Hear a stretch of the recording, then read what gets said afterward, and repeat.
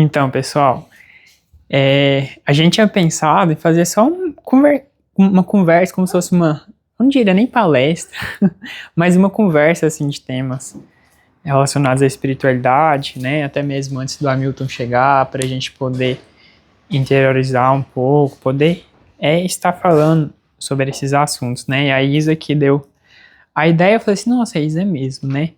Aí, eu sempre gosto muito de falar sobre a história das umbandas, né? A cultura afro-brasileira, especificamente, foi uma coisa que eu já pude estudar um pouquinho além, assim, e, enfim, é um assunto que eu gosto de ficar falando sobre. E, hoje em dia, quando a gente pega os próprios historiadores, as pessoas que pesquisam sobre esse assunto, eles chegam na conclusão que não existe a história da Umbanda no singular, mas das Umbandas no plural. Por quê? O próprio nome Umbanda, ele vai ter várias explicações do porquê desse nome, né? A gente vai ter uma Umbanda que ela é tipicamente brasileira, né, uma região brasileira, a gente nem fala que é afro-brasileira, mas brasileira, e a gente vai ter outras que realmente é afro-brasileira, que vai ter sua origem lá na África, com todo o processo, toda aquela coisa. E aí, quando a gente pega, não tem como também estudar toda essa história sem estudar a história do Brasil, né? E os primeiros negros que foram ser escravizados foi um pessoal da região da Angola, né, que eles são da cultura bantus. E na cultura bantu, eles praticam muito culto aos espíritos. Aquilo que eles praticam, eles chamavam, né, de umbanda. É M-banda, alguma coisa assim, que significa cura. E o praticante da umbanda era o quimbanda, né? Então, quando a gente pega a história do Brasil, dentro do processo de colonização, a gente inicialmente vai ter dois processos religiosos aqui no Brasil. O primeiro, que eles vão chamar de santidade, e um que vai acontecer mais ou menos na mesma época, que eles vão chamar de calundu. A santidade, ela é eu vou chamar, né, de processo religioso que seja, mas tipicamente indígena, que vai ter elementos muito presentes do catolicismo também com o passar do tempo. E eu até trouxe esse livro para mostrar. Esse livro aqui, ele chama Heresia dos Índios. E quem escreveu esse livro é o Ronaldo Weifans. Esse Ronaldo Weifans, ele é professor da UFF, que é a Federal Fluminense.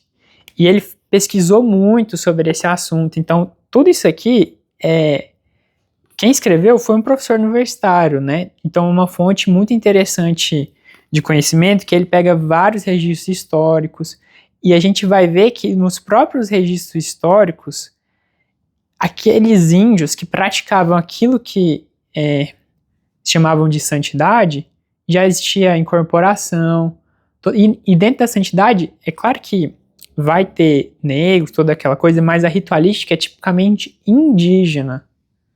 E é muito claro nos registros históricos que tem toda essa questão da incorporação, presente e tudo mais.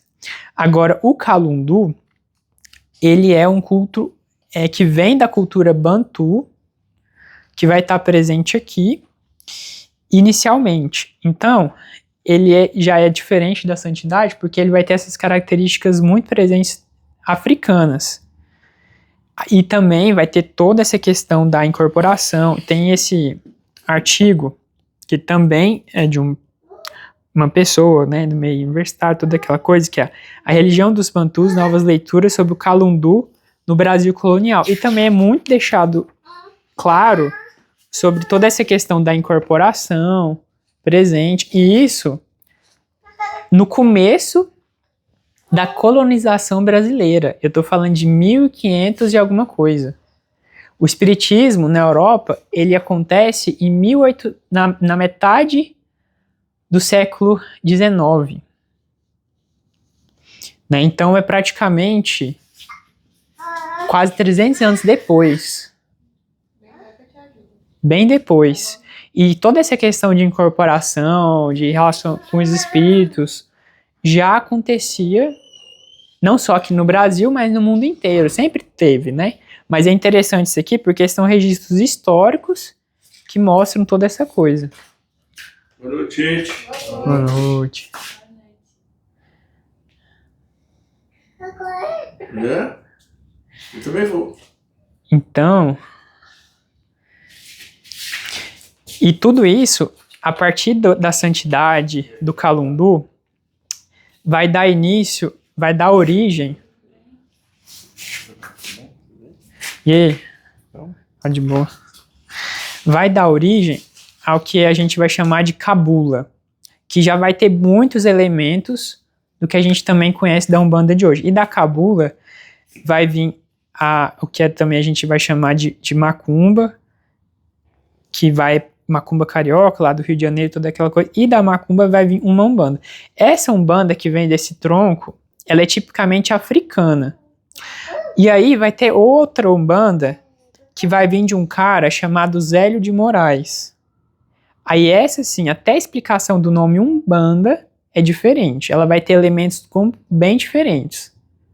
E até o ramo, a linhagem histórica, assim, se a gente fosse pegar a trajetória histórica, é muito diferente. A história delas, né? O Zélio acontece mais ou menos 20 anos após a abolição da escravatura, que acontece em 1878, então no começo do século XX.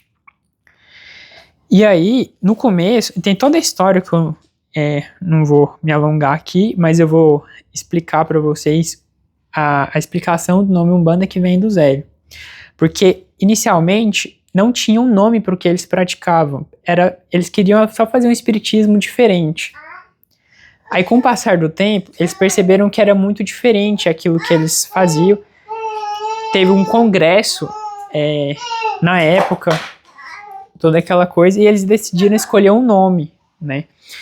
E quem explica essa história do nome Umbanda que vem do Zélio, eu vi a palestra do próprio bisneto do Zélio, né? Então é muito interessante. E o Zélio tinha 3 espíritos principais que acompanhavam ele. O principal, que era o Caboclo das 7 Encruzilhadas, que era um padre que se mostrava como um índio. Aí tinha o Preto Velho Pai Antônio, e tinha um terceiro, que era o Orixá Malê.